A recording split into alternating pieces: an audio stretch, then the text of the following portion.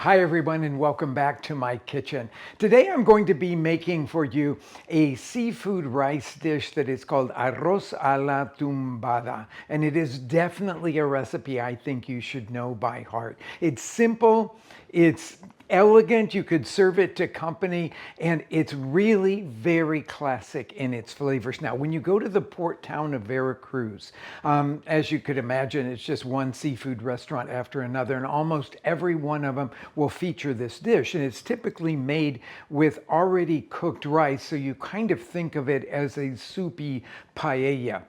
What I'm going to show you today is one that cooks the rice together with the seafood, which I actually think gives the rice a better flavor. And it's going to start the flavoring with salsa de molcajete. Now, if you haven't watched the video on making a classic salsa de molcajete, this roasted tomato salsa, then you're going to need to start there.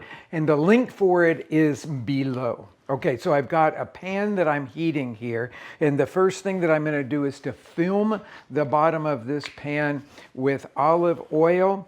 You want to put a good amount in there, and then we will put the salsa in there. Now that's going to make a spattery sound here, but I am going to just sort of put it in all at once, and then stir it for a little bit. I'm going to change to another a spatula here to stir it, because I want to stir it long enough that it starts to look shiny, which means that a lot of the moisture has evaporated out of it and the oil is separating on the top. That'll take 3 or 4 minutes here. Okay, you can see that this is thickened up quite a bit, and it is sort of more shiny on the top. And so it's ready for us now to put the rice in here. Personally, I like a medium grain rice. There's a really famous rice from the state of Morelos in Mexico, and it's more of a medium grain rice. I just like the texture of it. Long grain rice tends to, it'll cook up fluffy, but it's kind of more of an airy texture, and I really like the medium grain rice. I'm stirring that for a couple of minutes here, just to coat it well with all of these flavors. And then I am going to put in 4 cups of chicken broth. This is homemade chicken broth. You don't have to use homemade chicken broth for this, but this is a really beautiful one that has a lot of gelatinous character to it. So I'm going to stir that in. Now let's talk about the seafood that's going to go in here. We have 3 different kinds of seafood. I've got shrimp here, and they're peeled and deveined already, and that's going to go in at the very end. But right now we're going to put in some mussels. I really like what mussels do here. Remember, we're starting with chicken broth here, not with seafood stock, which if you had seafood stock, you could certainly use it here. But when you put the mussels in there and they open up, they will flavor this chicken broth to make it sort of resemble a wonderful, rich seafood broth. And then I've got some fish here, fish fillet. This is halibut, but you could use snapper, you could use sea bass, you could use cod if you wanted to for something like that. So I'm just going to pick this up and scrape it into the pot, along with all of these mussels now going in here.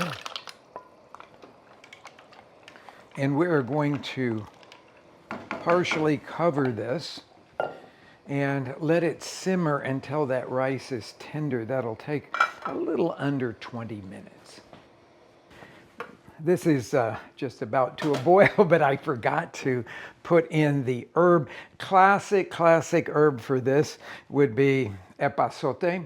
So I'm going to take a whole sprig of epazote. This is a typical thing, sort of like bay leaves in the Mexican kitchen, where you would put the whole sprig in there or the whole leaf in there, and then you can fish it out.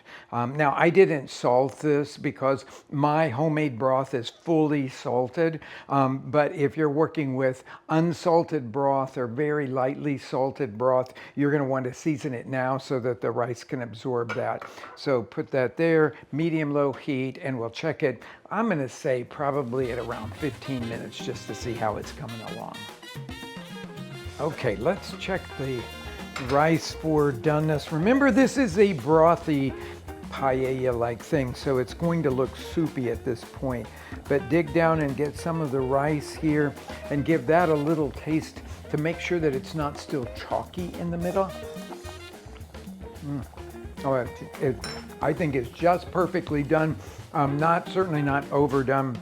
And I'm going to scrape in these shrimp that have been peeled and deveined, and then we're going to turn the fire off. I'm going to cover it up, and we're just going to let that sit for 5 minutes. That will be long enough to cook those shrimp, and they'll just be perfectly tender. I'm chopping up some parsley here. Flat leaf parsley in Veracruz is used extensively, but if you're a fan of cilantro, then you might want to chop up some cilantro to go in here. Either one are very welcome here. Now, this is just a time thing. That 5 minutes is enough to cook those shrimp. I know that for sure.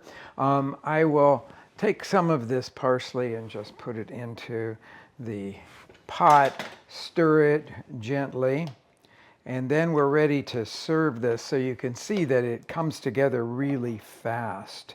Boy, it tastes and smells so good. When I tasted that rice there, I thought, wow, this is going to be great. Okay, so get some of the mussels and some of the shrimp and some of the fish out. Get another mussel here and put it on the side there. Looks so pretty. Okay, clean up my little dribble here and put a little bit more of the chopped parsley over the top of it. I always like to serve it with a couple of wedges of lime on the side. My mouth is watering so much that I just have to take a taste. I'm going to squeeze the lime over the top of it and dig in. Boy, the smell of all that seafood together with this rice and that beautiful salsa de molcajete. Wow, that is amazing. Buen provecho.